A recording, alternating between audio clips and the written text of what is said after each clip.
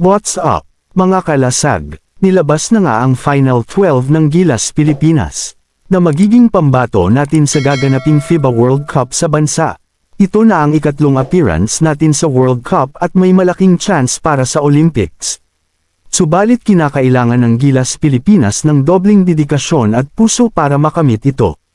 Hindi sana learning experiences lamang ang habulin ng Gilas Pilipinas, na starstruck sa fame ng mga bigatin sa mundo. Dapat maging mindset nila na makikilala din tayo sa mundo ng basketball.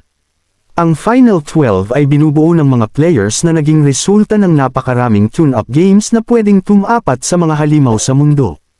Sila ay si Scottie Thompson, CJ Perez, Kiefer Ravena, Dwight Ramos, Jamie Malonzo, R.R. Pogoy, Renz Abando,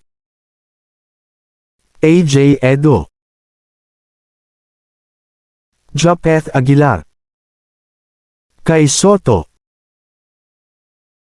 Jordan Clarkson, at Junmar Fajardo.